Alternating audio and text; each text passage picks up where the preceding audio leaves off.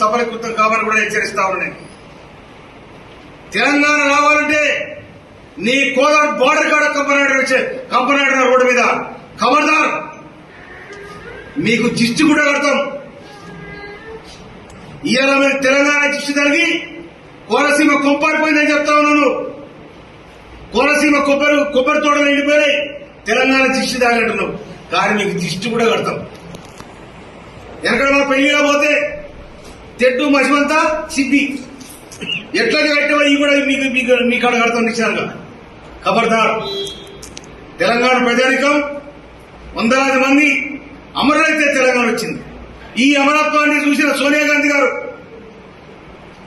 ఇలా తెలంగాణ ఇచ్చిన తెలంగాణను బాగు చేసుకోవడానికి మా ప్రయత్నాలు మీకు జరుపుతా ఉన్నాయి.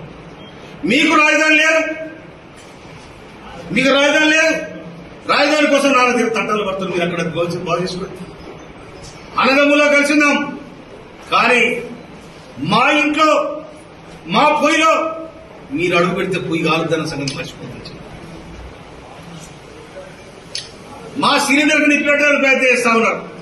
కానీ ఆ సిలిండర్ ద్వారా మేము వండుకొని తింటున్నాం. మాలో ఇబ్బంది పెట్టకండి.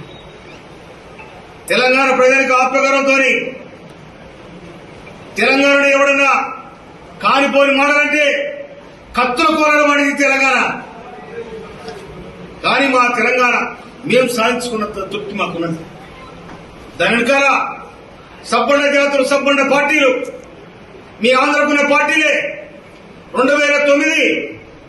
2009 డిసెంబర్ 9 తారీఖున ప్రకటిస్తే రాజీనామా చేసి వచ్చిన తెలంగాణ ఎక్క తీసే ప్రయత్నం చేసింది. అయినా కూడా 2013 జూన్ 2 తారీఖు నాడు తెలంగాణ రాష్ట్రం ఏర్పడింది.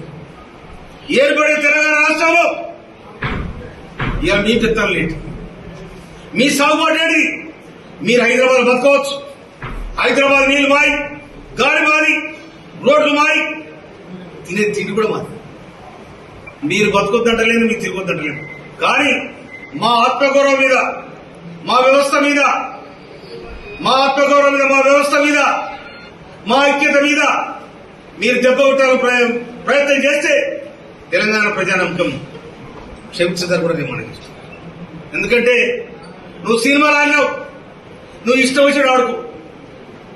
నీ సినిమాలు చూసే అభిమానులు కూడా ఉండొచ్చు, నేను కాదనలేదు.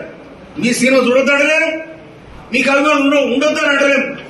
మీకు అభిమానులు ఉంచుకోండి, సినిమాలు ఆడండి, సింధులేయండి, దుంకులాయండి, ఎవరు చేయండి. కానీ సాధించుకున్న తెలంగాణ వచ్చినాడు 11 రోజులు